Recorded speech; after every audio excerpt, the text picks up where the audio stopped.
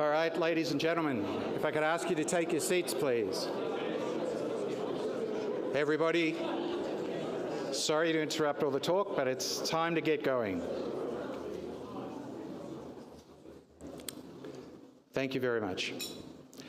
Welcome, everybody. It's an absolute delight to have you all with us here tonight and in our Jubilee year.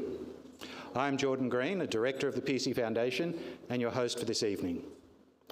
The Pearcey Foundation acknowledges the Gadigal people of the Eora Nation and all the traditional custodians who belong to the lands where the Pearcey Foundation and you, our guests, meet, live and work.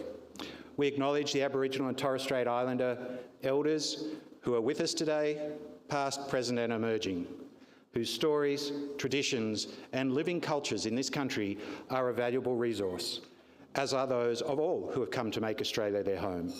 Together, we are Australia. For our safety, if alarms go off or we're notified by the hotel to evacuate, please leave any large bags, or bottles for that matter, at the table, rise and in an orderly fashion, leave through the exit and assemble at the evacuation point as directed by the hotel staff. Tonight is the Pearcey National Awards, when we recognise outstanding Australians for their personal achievements in the ICT sector, those in the midst of their careers and others for significant lifetime achievements and service. Australians have been pioneering computing, telecommunications and related technologies throughout our history. In 1913, George Julius invented a mechanical voting machine. The government didn't like it, so when the government rejected his machine, he repurposed and electrified his machine to become the first totalisator in the world, an electromechanical device to calculate large-scale betting at race meetings. Over the next 20 years, his machines were installed at racecourses in Australia, New Zealand, the UK and the USA. Now I'd like you to take a look at this short video, which offers us a brief glimpse into some of the other remarkable achievements by Australians at the very forefront of the global technology stage.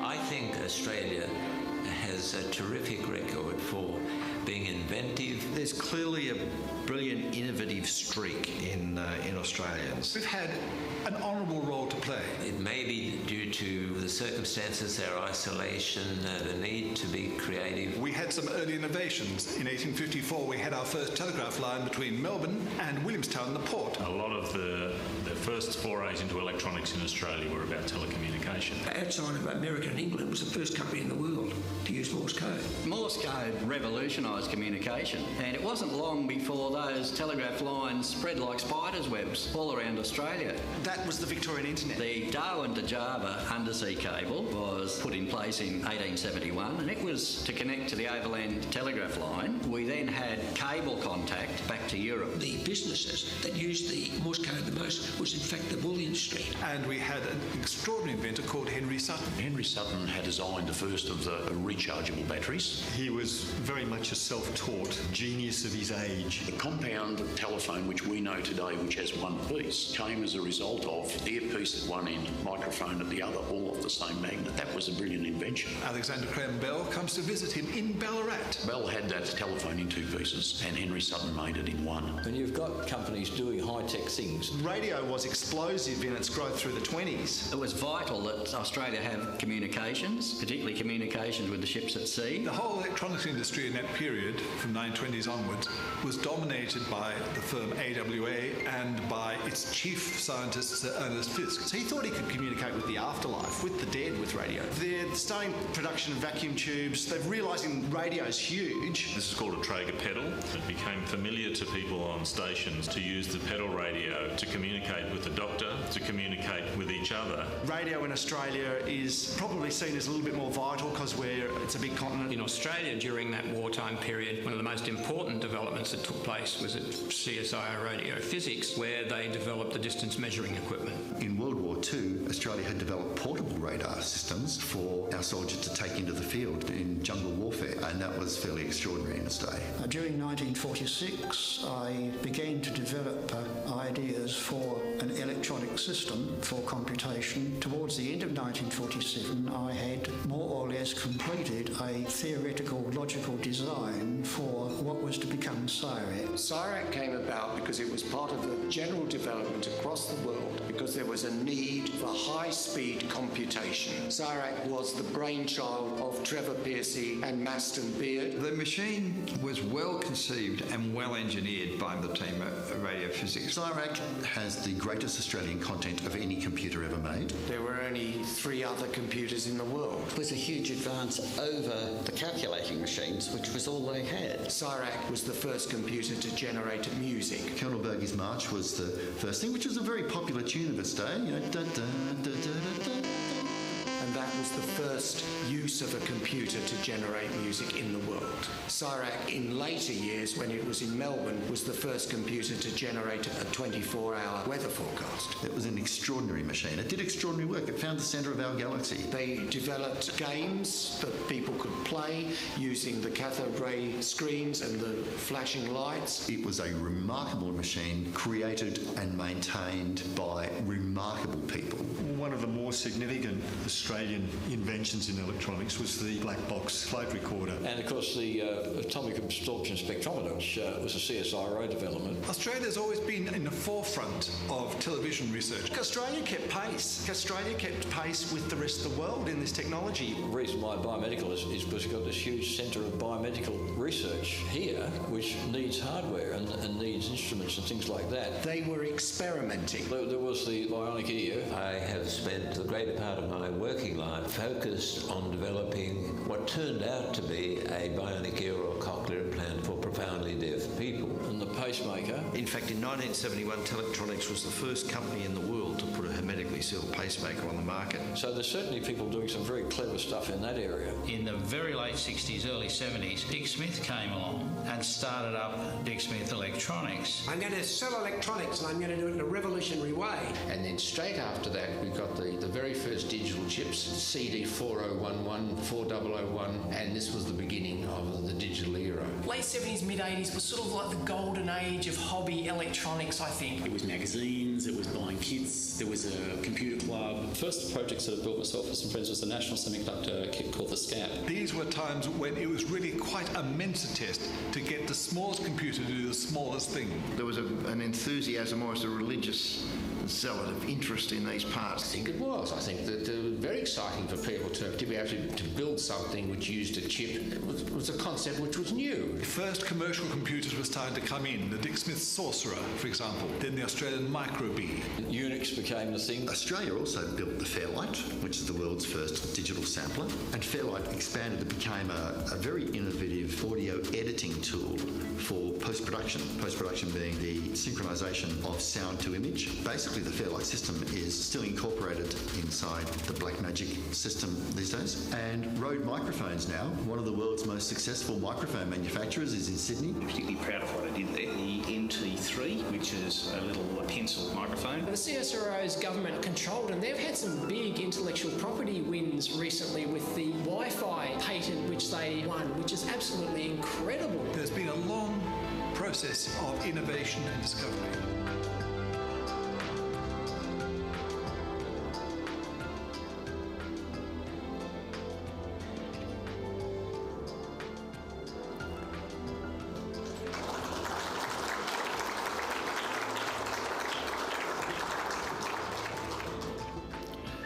It is my privilege now to introduce the chairman of the Pearcey Foundation for the last 25 years, Mr. Wayne Fitzsimmons, OAM.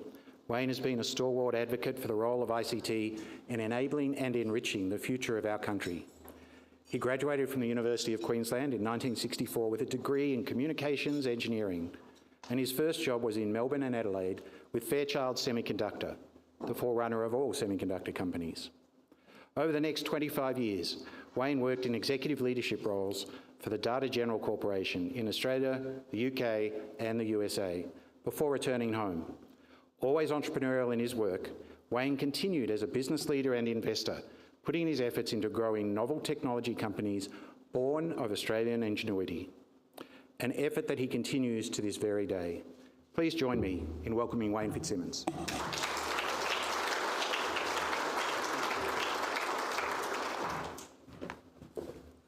Thanks very much, Jordan, and thanks everybody. I'm so thrilled to welcome you all here. And that video, I've seen it a number of times, it's inspirational. And I would just make one note. My father took the first portable radar set to New Guinea from Brisbane when he was in the AIF, and he met Douglas MacArthur to tell him how, MacArthur told him how secret it was, but he never forgot that moment. So this is our special evening, ladies and gentlemen. We announce the best of Australia's talented ICT industry. My colleagues will introduce each and every one of them during the course of the evening. This is a very special year for our foundation, as Jordan remarked. It marks 25 years since we first presented the Pearcey Medal, and it was a great pleasure that I welcome you to all this very special occasion. Thank you for joining us on our 25th anniversary. Just in case you wonder why our name is the Pearcey Foundation, I will just reiterate what was in that video. Trevor Pearcey designed, built and set to work Australia's first stored program digital computer called CIRAC in late 1949. CIRAC was the fourth digital computer ever built in the world, and it exists in its original form at Melbourne's ScienceWorks Museum. And as mentioned, it was the first computer to generate digital music in 1952. And that's a record because Guinness Book recorded it, I'm sure. And CIRAC was designed and built very close to here at Sydney University Physics Department. And they've got a plaque there that, through Jordan's good offices, that it'll be permanently installed. And we had the 100th anniversary of Trevor's birth there some years back. It turns out that our namesake, Trevor Pearcey, passed away in 1998. And so Ian Dennis, a fellow of ACS based in Melbourne, decided to remember Trevor with the medal named in his honour. And here we are, 25 years later. In September this year, several of us had the opportunity to join Professor Michelle Simmons, AO, globally acclaimed expert on quantum computing, in a tour of ScienceWorks to view CIRAC. Michelle also delivered the 2023 Pearcey Oration that evening. And of course, as many of you will recall, Michelle was awarded the 2023 Prime Minister's Science Award last week and is currently broadcasting the 4 2023 Boyer Lectures on quantum computing on our ABC. And I implore you to take a listen. Fascinating. I would like to welcome the recipients of our 2023 Pearcey State and Territory Entrepreneur Awards, drawn from each state in our great nation, as well as the 3 Hall of Famers who have contributed to a major part of their professional career in ICT. My colleague Simon Foster will introduce them shortly.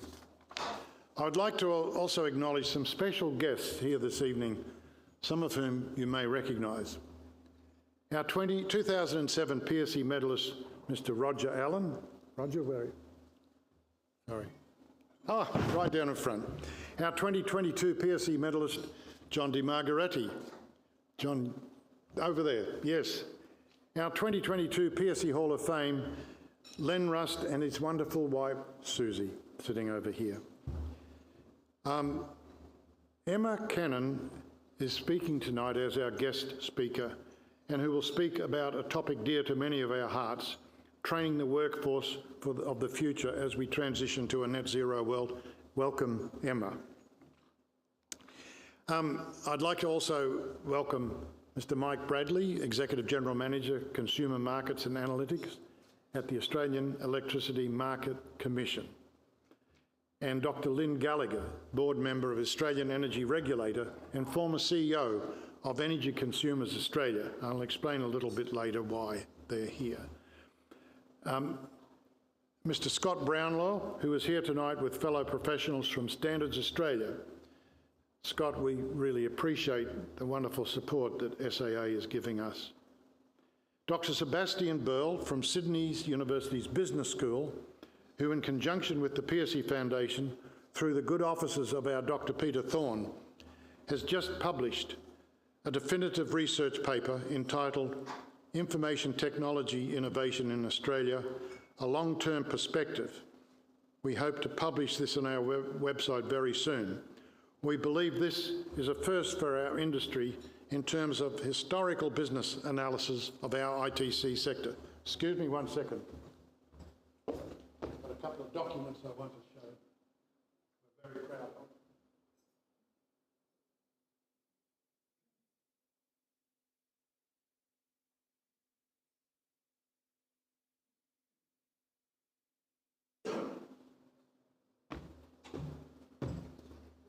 In addition to making awards, Pearcey Foundation over a number of years has tried to develop a reputation as a thought leader in our industry.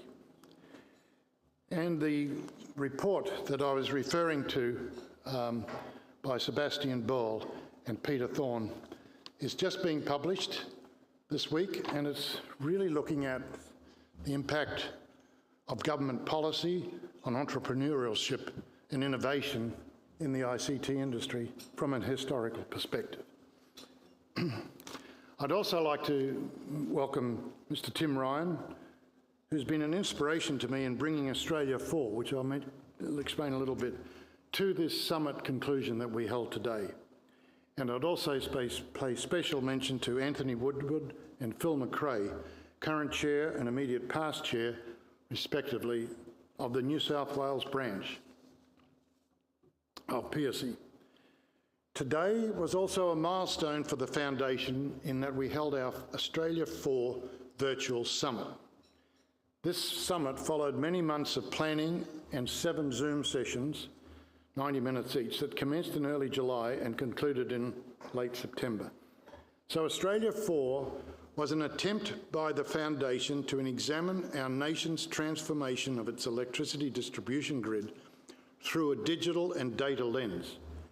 We specifically would not allow ourselves to be drawn into the discussion about the pros and cons of the many forms of energy generation, solar versus nuclear, etc., energy consumption, household usage, EV charging, etc., and energy storage, batteries in many different forms. We did not focus on that. Rather, we focused on the intersection of our journey to this net zero emissions state and our sector. You can read our draft communique on our website, and this is what it is. It's non-trivial, and it's complex, and it illustrates just how difficult this transformation will be. And there's a lot of people putting a lot of time and effort into it, and I implore you all, if you're interested in the ICT industry, please get involved. This is the future of our nation to get to net zero. Today has been a substantial effort on the part of many of my colleagues, and many of whom are in this room. However, at the risk of missing some names, I would like to particularly thank the Australian Computer Society and its executive team, and I will mention just a few who are here this evening. But ladies and gentlemen, this is just the beginning of this journey, and I can't stress how important that the industry must take a personal interest and collective interest to make this transition work. So in terms of the ACS support, I must thank the CEO, Chris Vane, who unfortunately could not join us tonight as he is in California. Then there is President Nick Tate. Dr. Nick Tate is the immediate past president and is here this evening. No. Sorry? Sorry. Shortly. I'm a bit ahead of myself. I don't know who his successor is, but he's... sorry, Nick, I'm getting ahead of myself. He's the current president. I misread my word. And the immediate past president is Dr. Ian Opperman, is here with his wife. Thank you. Can't read. And the management committee members, Joe Dalveen, Helen McHugh, Rod Dilnut, and Bo Tidd. Also, I understand a former past ACS president and someone with whom I've worked closely since 2010, Anthony Wong, and is now president of IFIPS globally, International Federation of Information Processing, if you haven't heard of the acronym. And thank you, Anthony, for joining us. Oh, by the way, Nick was with us in Hobart, and he was definitely president then. Last year, in 2022, when we made the Pearcey National Awards to John Di Margaretti. Thank you, Nick, for your support. As well, the ACS has supported us financially in pulling these seminars and the summit together. We greatly appreciate this support. It also reflects how we have worked together closely over many years, and I'm looking forward to an even closer working relationship in the years ahead. And one last thing I would point out, the ACT Pearcey community has developed a report that 2 weeks ago I was there for the awards and submitted it to the Chief Minister. 12 months ago at our ACT Awards, I happened to be there and announced that we were going to undertake the Australia 4 initiative, whereupon the Chief Minister jumped to his feet and got all excited and dropped us a challenge. You've got to do something in the next 12 months. Please do it. This is the report that has been generated towards net zero in ACT apartments. It turns out in the ACT, not unsurprisingly, the highest penetration of the population living in apartments. It's approaching 50%. And not unsurprisingly, the highest penetration of EVs. It's twice the national average. But the cost of changing the infrastructure to support charging of those EVs, bit of a nightmare, because it wasn't conceived when the apartments were built. So, with that bit of skiting on what we do, I'd like to hand back to our Master of Ceremonies, Jordan Green. Thank you.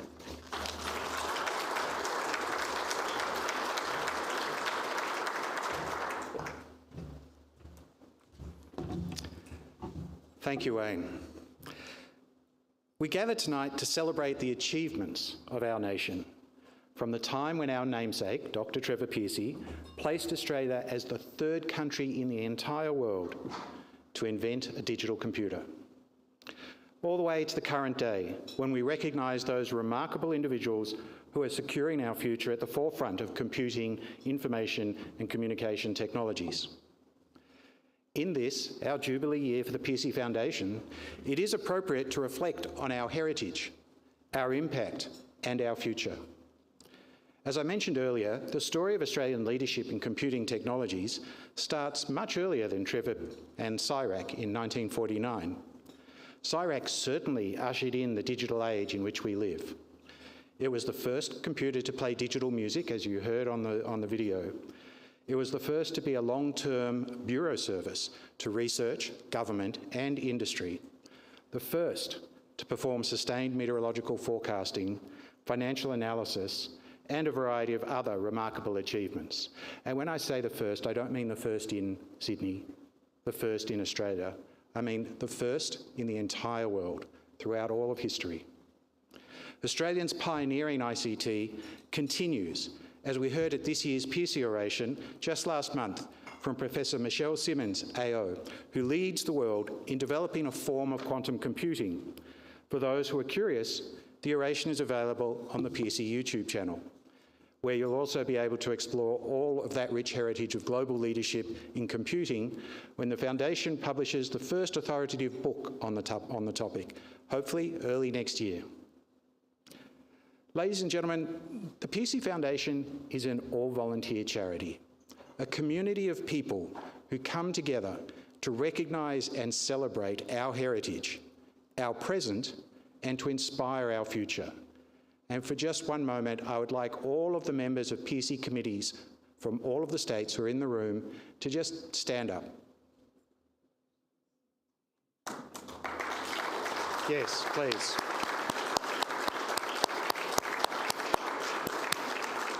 Thank you very much. For 25 years, we've been achieving those aims with the awards programs that bring us together tonight, with the Pearcey oration, widely acknowledged as the most significant technology oration in the nation, with our heritage programs, such as the book I mentioned, and through our special initiatives, such as the Australia 4.0 program, which Wayne described. Each of these combines to enable us to inspire our youth to see their futures in creating and using technologies, and to empower our communities to understand and exploit technologies for the betterment of our society. Our core ethic at the Foundation is collaboration.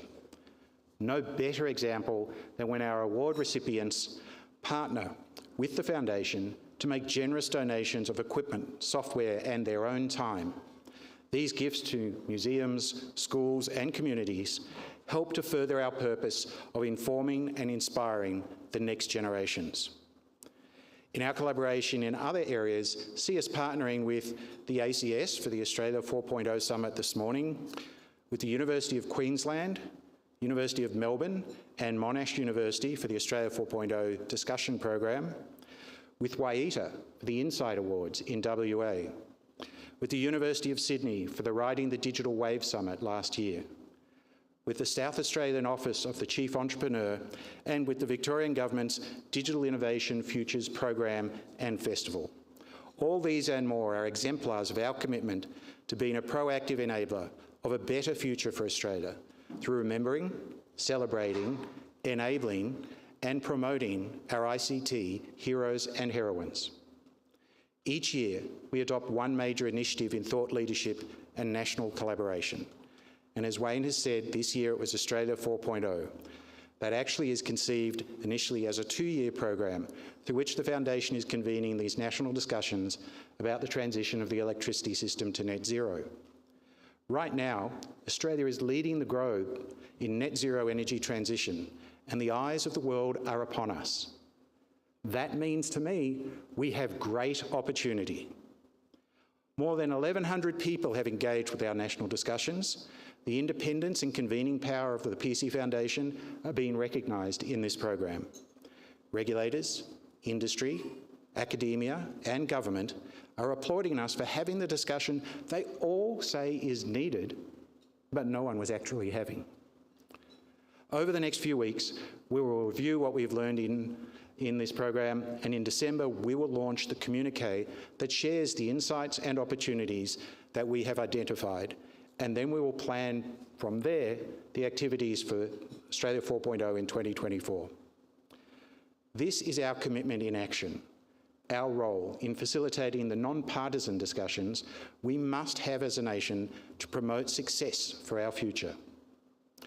25 years ago, the Foundation launched on its mission to celebrate, support and encourage Australians who engage in and excel at the invention, development and use of information, communication and computing technologies for the betterment of our society. The Pearcey Awards remind us that innovation and advances in technology and industry are fueled by talented and creative individuals. Creativity in technology, science, industry and the arts is the ability to envision alternative futures and new possibilities for our society. Our awards celebrate those who successfully turn their creativity into concrete benefits for our nation. Building on the work of Dr. Trevor Pearcey, which put us at the global forefront of the digital age, we have recognised 166 outstanding Australians with the Pearcey Entrepreneur Award, and a further 62 have been inducted into the Pearcey Hall of Fame, 24 of whom received the Pearcey Medal. Peer selection is the hallmark of the Pearcey Awards. Everyone is welcome and encouraged to nominate somebody else for a Pearcey Award.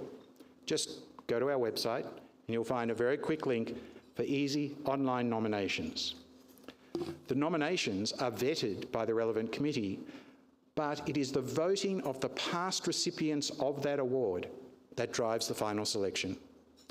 Time and again, recipients tell me it is this peer recognition that matters most, that touches them most deeply, and is the most valued aspect of our awards.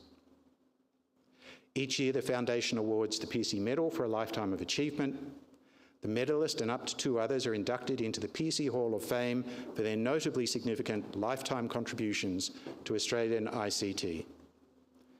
Tonight is the night when it all happens. We are gathered here with Pearcey Entrepreneur Award recipients from across the country, selected by past award recipients. This is the community recognising the significant achievements of its peers.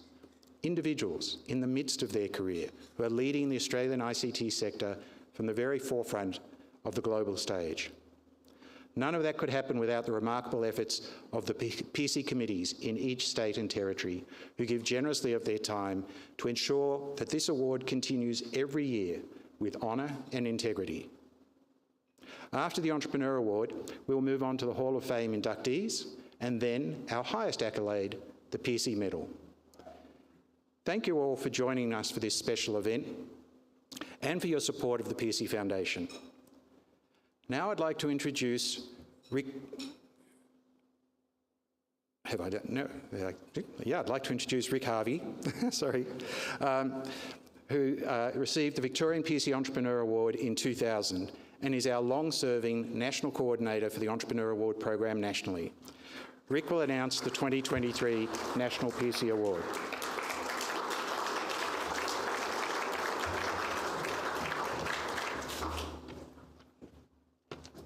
Thank you, Jordan. Good evening, ladies and gentlemen. I'd actually like to expand just a little bit on what Jordan was saying about Australia being the 3rd country to invent digital computers. So firstly, the English, second were the Americans, and thirdly, there was Australians.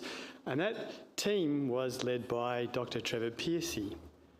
Now, way back in the 1940s, everything was mechanical, and there was lots of talk about things going digital. So I want you to Trevor Pearcey was an entrepreneur, so I want you to imagine the situation where Trevor Pearcey rocks up to his bosses at CSIRO and says, hey guys, I've got this theoretical design for a stored program digital computer. And his bosses would have said, Trevor, that's really interesting. What does that mean? He said, I want to build this digital, not a mechanical machine, a digital machine that can do awesome computing. And don't forget radio physics, there's lots and lots of calculations there. And they said, okay, Trevor, sounds interesting. What do you need to build this stored program digital computer? And he said, okay, well, I need a truck full of valves. I need a room the size of a theatre. I need enough power to light a small suburb. I need a large team of very clever people, and probably a couple of years. And the bosses said, okay, that sounds great. We understand it, be able to do massive calculations. What else will it be able to do? And he said, well, that's the fantastic thing about being programmable. It's going to be able to do things that we haven't even yet dreamed of. And as you heard Jordan say, and in the video there, it went on and did meteorological calculations, it even played music. And in fact, in 1952, there was the world's first computer science conference in Melbourne. Now, of course, it wasn't called computer science then because it hadn't been invented yet, but people came all the way around the world to see this amazing machine that in the matter of a few hours could do what a room full of people would take months and months to do, and could do it with 100% accuracy. Now, Dr. Trevor Pearcey, like a lot of entrepreneurs, was incredibly visionary. And right when he was finishing CIRAC, he was in beta test, so to speak, he said in a public forum at a speech in front of a lot of clever people, said, it is not inconceivable that one day there'll be a worldwide encyclopedic service based on the telephone or telegraph network. In other words, he predicted the World Wide Web 50 years before it happened, and a long time before there were computers even talking to one another using protocols. Extraordinary. Well, as you heard, in 1998, when Trevor passed away, a lot of people in the IT industry said, you know what, he's a hero. We should be celebrating heroes. And we celebrate our sporting heroes, maybe our political heroes. Why don't we celebrate our IT heroes? And as you heard from the last 25 years, we've been giving awards, national awards, which is for a lifetime contribution to the ICT community. And we also give these state awards, which is mid-career. Now, in the spectrum of awards, it's really important to understand where this fits. There's company awards, like the I Awards, for companies doing great things, and they really do great things, and that's what AIIA does. And then there are professional awards, which are professionals doing great things as part of their normal job. That's what the ACS does. And then there's another group of people, which are the entrepreneurs. And they're the crazy people that have an idea and they pound the table and they want to change the world, and they borrow some money and they quit their job and they beaver on when everyone says it's impossible, and they grind on and they build these companies, and some of them do really, really well. And they're the people that we're really celebrating here tonight. And each state committee has their nominations, they go through their process, and there's some really, really wonderful people. And there's a handout on everyone's table here which summarises state entrepreneurs. And I'll just briefly list them. Marcus Dorr from MCI Carbon, they're doing wonderful work in carbon capture. Emma Weston from Agri Digital, she's actually overseas, her business doing so well that she's looking at expanding that.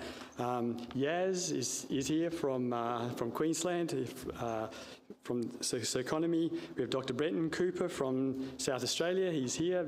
Thank you, Brenton, doing wonderful work trawling the web, the deep web, the dark web, looking for all sorts of nasty things that are going on to inform the intelligence communities. We have Damon from Tasmania, who has shaped the whole telecommunications industry, especially in Tasmania. Didier, who's an amazing guy, from Culture Amp. That's now a $2 billion worldwide company and still growing. And we have Pia over from Western Australia. Pia, welcome. She's like the who's who lady over in Western Australia, helping the entrepreneurial community. And maybe if the three, Brenton, Pia and Yaz, just stand up, please. Just if we can just, on behalf of everybody here, we'd just like to congratulate all those entrepreneurs.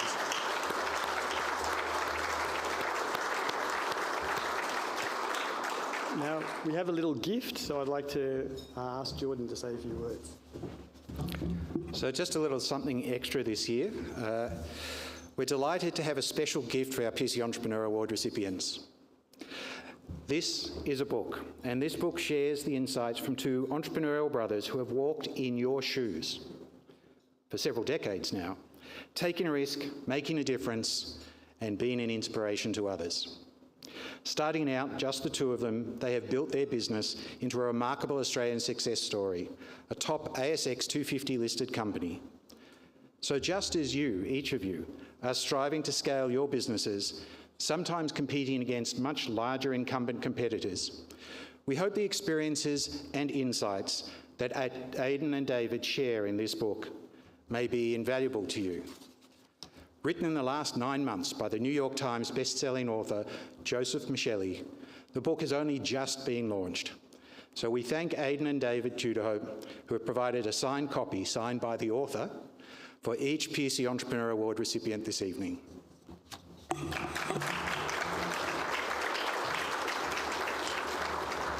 So there's just one more little job that I have to do. The 7 winners the 7 state recipients, the 7 entrepreneurs chosen in each state, and they're all fabulous. They are all fabulous. And we have a national committee that has to come together and select one of them to be representative of the group. It's not a winner of winners. It's just we choose one who embodies all of the fantastic aspects of the state entrepreneurs. And so it's now my great pleasure to announce the Pearcey National Entrepreneur of the Year for 2023 is Didier Elzinga, the founder and CEO of Culture Amp. And on behalf of Didier, I think Jordan is going to accept it on Didier's behalf. Didier can't travel. He's got an injury and very much wanted to be here but couldn't. So now we've got a video acceptance speech from Didier. He'll explain it all. Yes. Over to the video where Didier accepts it from a distance. Hello everyone. I so wish I was in the room tonight. I was really excited about the idea of being able to come up and meet all of you as the state winners, learn and be inspired by your stories. And so to know that actually it's my name being called out as the national winner is an incredibly humbling experience. So I would be there, but for this. I managed a couple of weeks ago in Germany. I was taking one of my very few breaks with my family. We were riding on some e-bikes between two lakes, not doing anything exciting or clever or anything. I had one of the kids in a little trailer behind me, started going down a little hill, didn't even really think much of it. And then the bike started skidding and I think I caught myself and I was caught between, should I stop? Should I go faster? And then next thing I knew, the bike, and e-bikes are actually really heavy, came out from underneath my feet. I put my arm out, managed to dislocate my arm and break my shoulder. And I had the mountain rescue, full emergency, all of that. So it was quite the experience. I'm quite a bit better now. Thankfully, it looks like I'm going to avoid surgery. I just sort of need to let it heal. But it has meant that my travel plans are in a bit of disarray and it's made it very difficult for me to do some of the things I was looking forward to doing. So I really wish I was there in person, and instead I'm going to record this video. It's such an incredibly humbling thing to know that I have been declared the winner this year for the Nationals. When I went back and I was preparing to sort of what should I say, and so I had a look at what's the Pearcey Award about, and it's this idea of awarding someone for taking a risk, making a difference, and being an inspiration to the Australian ICT industry. And when I went to the State Award, I looked up some of the previous winners and I saw Tony Clark, who back in 2018 won South Australia and then the National. And Tony Clark is the founder of Rising Sun Pictures, which you probably heard in my earlier story was a big part of my life, half of my work experience. And so Tony Clark is one of the people that I owe my whole career to. He saw something in me when I was a young student. He hired me as a sysadmin. He gave me the reins as the CEO of his company. So, it was incredible. I think when we think about what it means to be part of a bigger industry, to see the people that have laid the way for us, and then also to think about what our role is in laying that way for others, incredibly humbled to be here, to be announced as the winner and to do that in the lineage of someone as august as Tony Clark. So I look forward to calling him tomorrow as well. It's going to be fun. So if I think a little bit about it and I go, what's my experience been? What can I offer? What can I share? And I think about those things. I think about, what does it mean to be an inspiration? I find that kind of a difficult thing in a way. Like often I get asked, what advice would you have for my child? They want to do a startup, or, I want to leave my business and start my own company. And usually what I say to people is don't.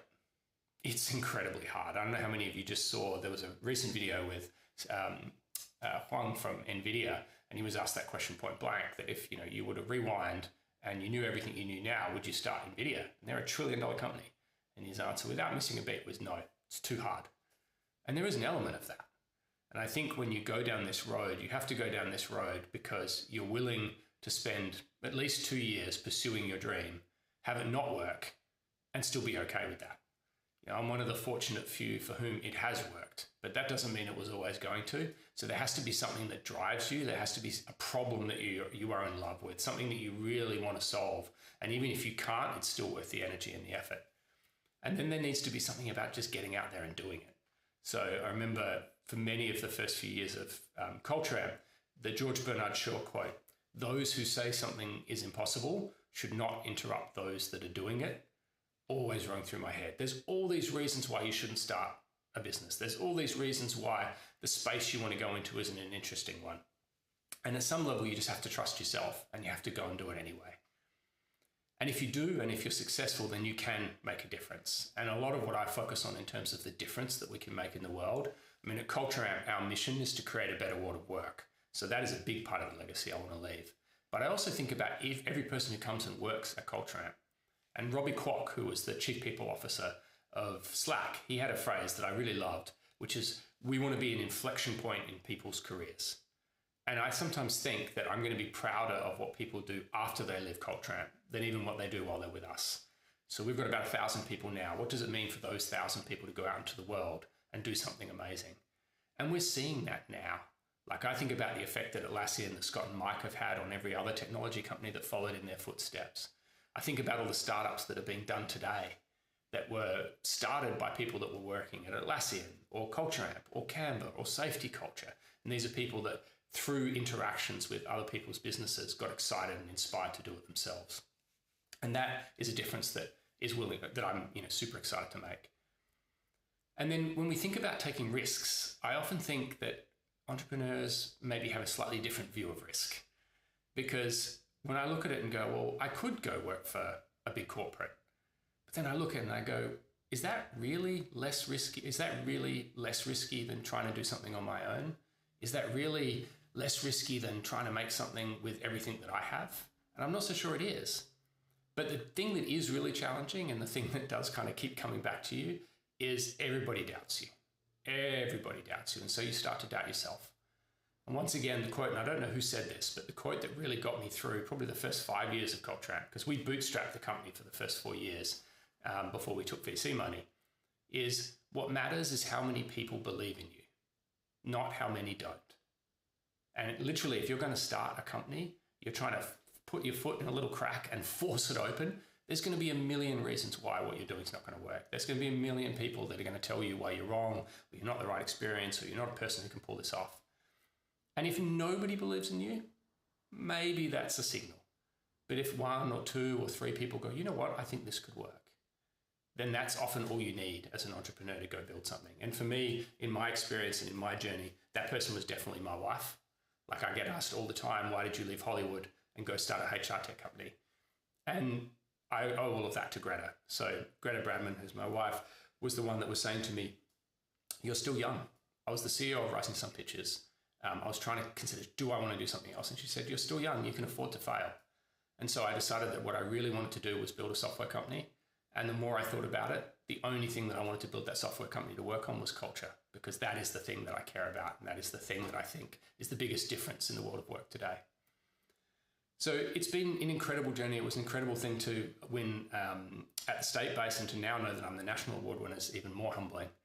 And when I was at the state dinner, it actually got me to reflect on something that I hadn't reflected on for a while, in terms of where did my passion for technology come from? What was it that drove me to this place? And I think I owe a few different great debts of gratitude. To my dad, because he is the one who introduced me to my first Mac. We had a Fat Mac, if anyone remembers those, and then a Mac Plus and an SE30. I played with the 2FX for a little while. So he sort of encouraged my love of technology. But when I went to study computer science at university, he's also the person that said to me, why do you want to study computer science? Computers are just a tool. You have to be interested in something to use that software for. And so I didn't really listen to him, because I still went and did computer science. But that idea of using computers as a tool, as a lever, has stuck with me ever since. My mum, who's an artist, was really the one that taught me not to worry about drawing between the lines and to trust my instinct. And those two things came together at the end of year 12 when I found myself in a place in Adelaide called the Technology School of the Future, which was set up for students from public schools. So I went to a place called Heathfield High that didn't necessarily have a lot of computer equipment at their schools, to be able to go and to experiment and to play and to see what was possible. And so my art teacher put me up for that. I went along, I got to play with Photoshop 1.0. That became my year 12 art. So I did digital imagery in my year 12 art. And even though I didn't realize it, because it didn't come full circle till the end of university when I ended up at Rising Sun Pictures, that became my career. And when I look back on it and I think, you know, when we talk about the industry that we're in, and we talk about the national scale, and I'm on the board of the Tech Council of Australia, so we're talking all the time about how do we create 1 million jobs. We talk a lot about skills. We talk a lot about capability. We talk about migration, and all these things are incredibly important. But the one thing we can never forget, and this is what the Technology School of Future taught me, is the importance of play. Because what I got to do when I was there, and I was only there for about a week, was I just got to play. I got to experiment. I got to be inspired. I got given a bunch of tools and said, go knock yourself out. And that's what created the desire in me to do something amazing. I look back over so much of my career, and I think if I hadn't had that time at the School of the Future, I don't know if I'd be standing in front of you today. So I'm incredibly humbled to receive this award. I would love to get the chance to meet everyone else in the room at some point when I can. And I look forward to both serving the industry, serving you all, and continuing to pave the way for others to follow in our footsteps. Thank you.